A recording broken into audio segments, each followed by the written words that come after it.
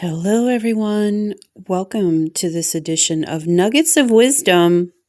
This is Empress Pamela, and today I am sharing with you a notebook that it looks like I might have completed or started in 2021.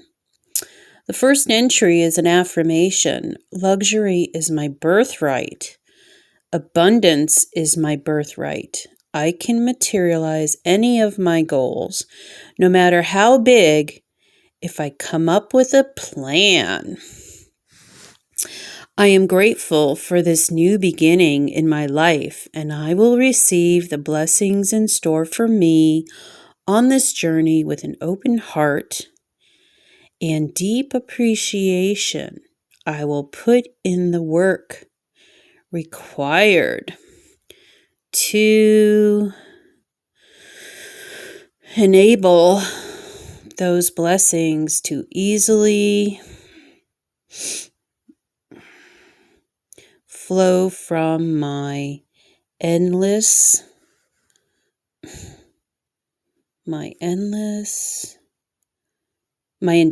excuse me. Wow. So my plan is to share with you my journals that I have not yet destroyed and made into a document that I'm working on putting a book together.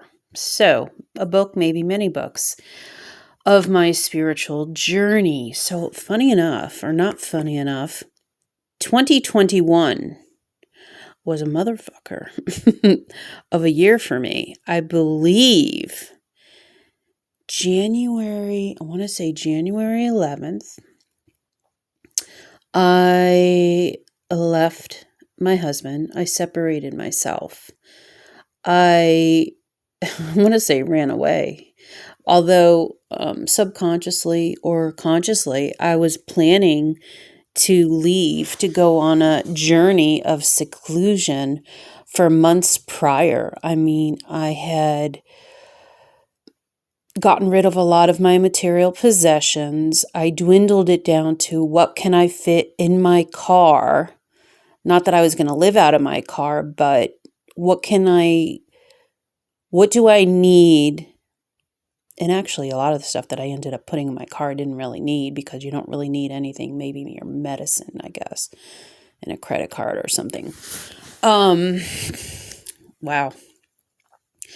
So months prior, I was getting rid of things. I was putting, I had suitcases packed. I put them in my downstairs dining room. I was preparing a notebook with all of the accounts, passwords, names, everything, because I was basically the household manager. Although I wasn't the breadwinner, I was a stay-at-home mom, and I did work occasionally here and there throughout the years. Now we've been together over 30 years, but I had careers, and then I took time to raise the kids, and then I was always dabbling, whether I worked part-time or did other things that enabled me to stay home primarily during the raising of my kids.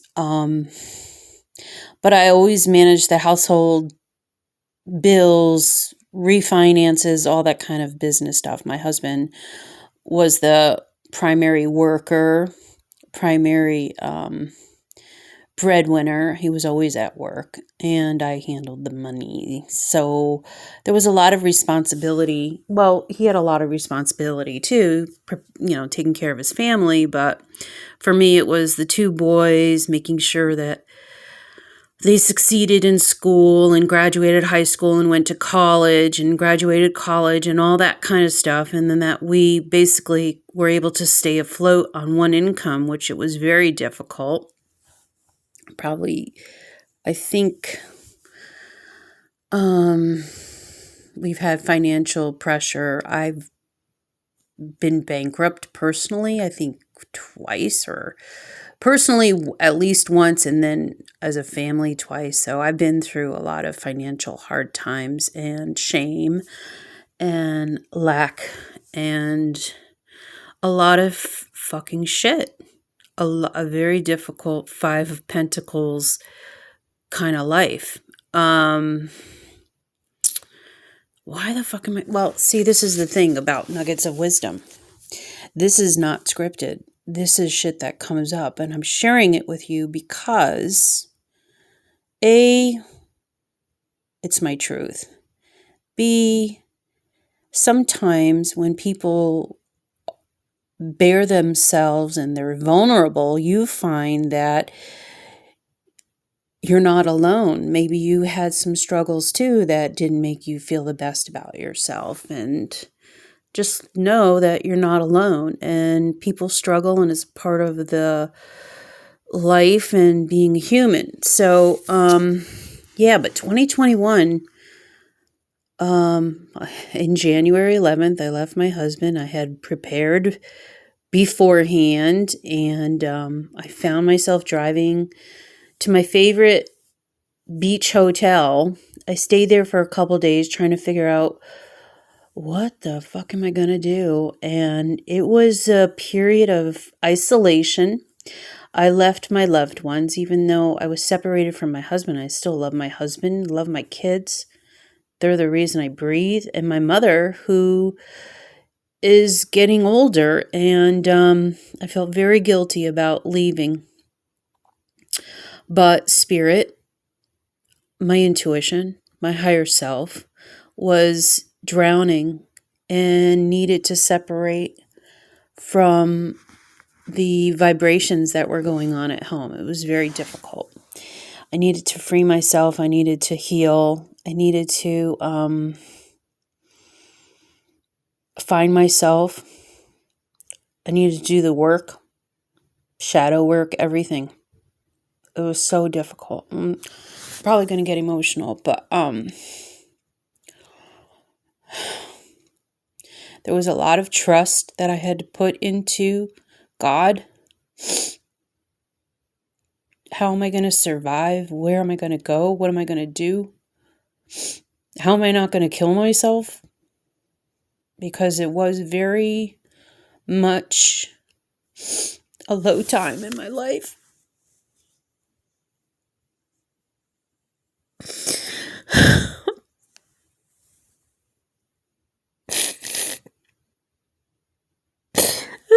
There was a lot of guilt for leaving, for not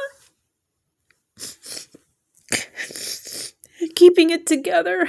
We're almost like being selfish going on this spiritual journey, and if you've been on one, you know that it's not something you really choose. You just have to go through it, and it's very difficult.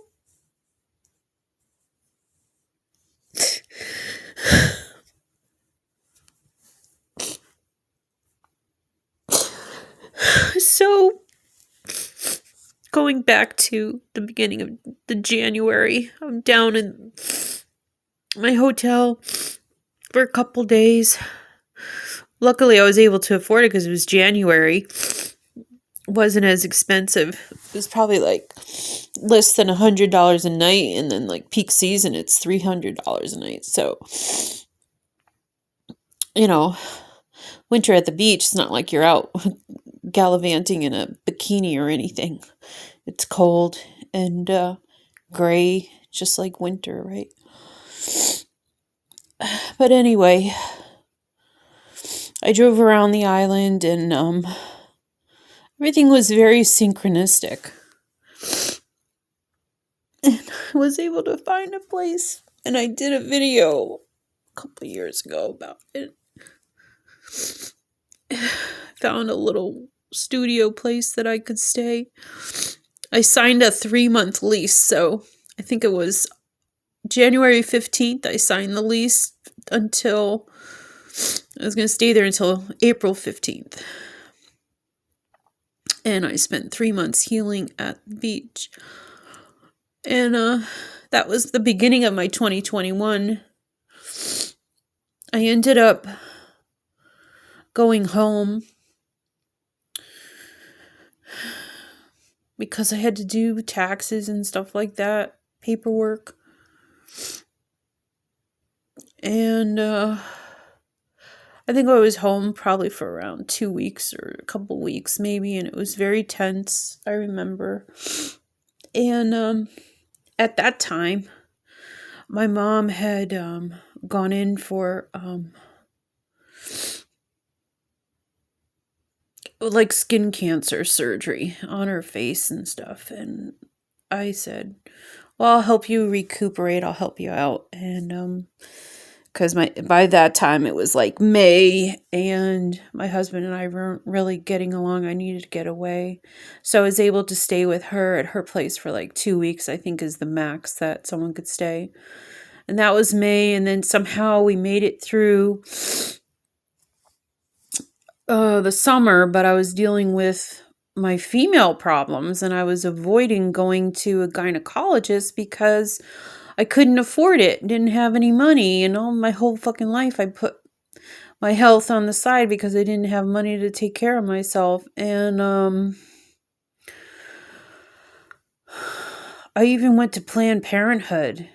I was actually almost there. I went there. I went inside, and something about it didn't feel right. And I was like, I think I probably am going to need, like, what if I need a second opinion? What if I need more intense healthcare than just like a pap smear or whatever?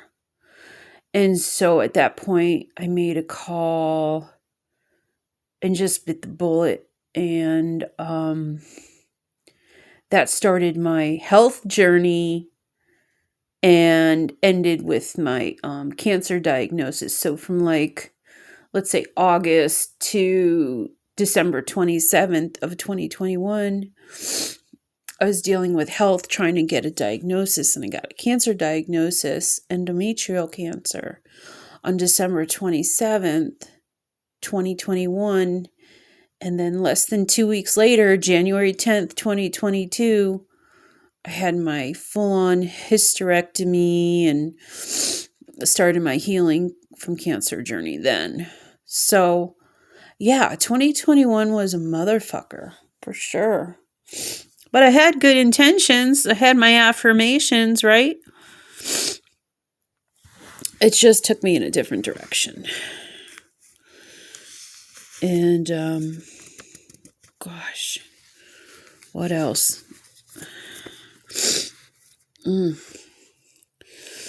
Bliss is my birthright.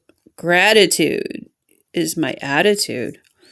I am forever grateful for the blessings of love, abundance, and spiritual connection in my life.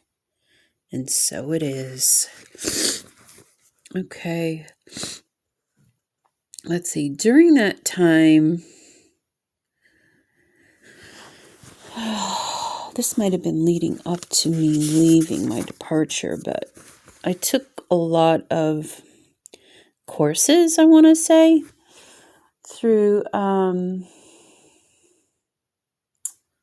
Mind Valley, and then they had this other offshoot coursework brand that they no longer have now, but I took a couple of courses through that.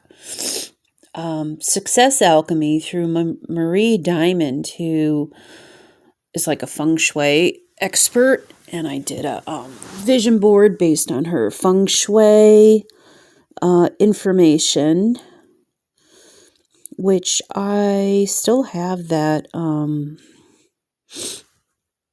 vision board. I kept that particular one.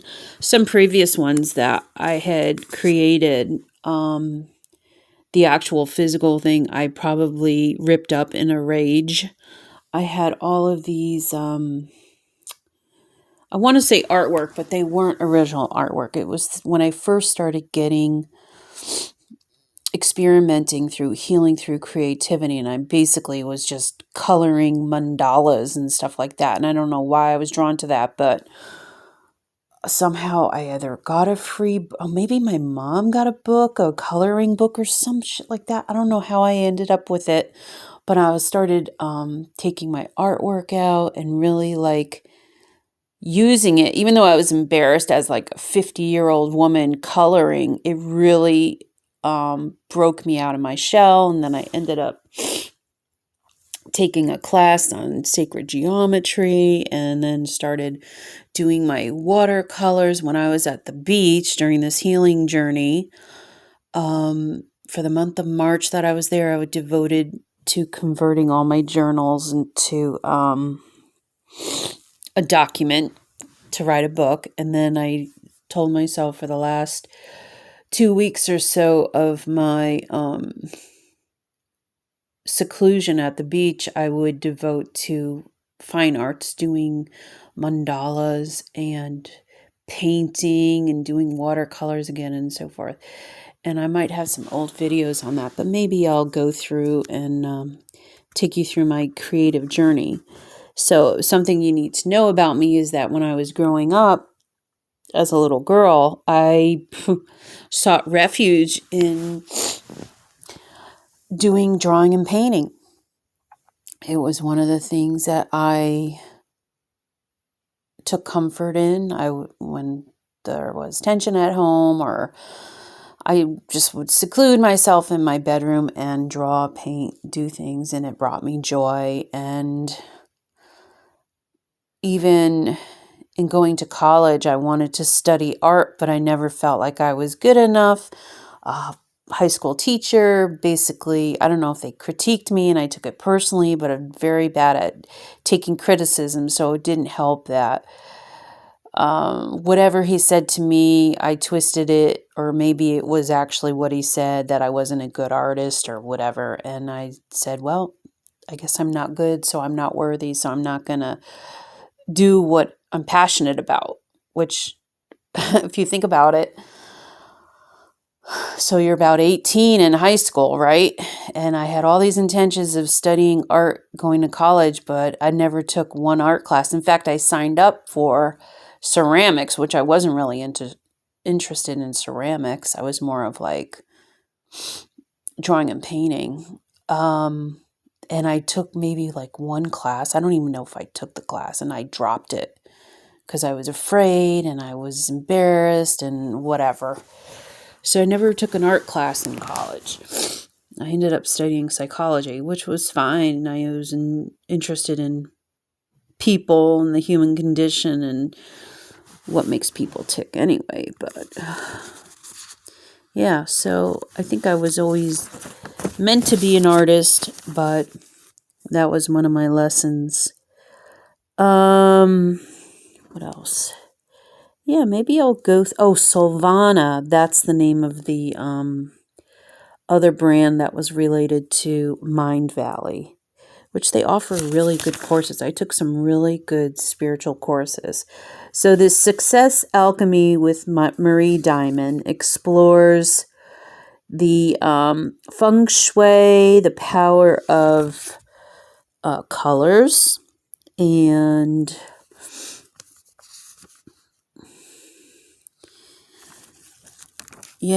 doing a vision board, which I believe the power of the vision board is a thing. Yep. Oh, this is very... I'm just going through some of the oh wow, look at this. December 31st, 2020. So this was New Year's Eve. I had an entry. Yeah, that was really a tough time. Okay. I was learning meditation. I have an entry on, oh Lord, 2021. Okay. And then somehow I would get these emails with angel messages. So I'm going to end this video with the angel message from Archangel Zachiel. I trust Archangel Zachiel to lovingly reveal to me my past experiences, good and bad, and teach me how to forgive myself and others. I let go of memories and old behaviors attached to negative experiences that no longer serve me. I cherish positive experiences and keep them close to my heart as I attract and seek out happiness in my future, which I underlined.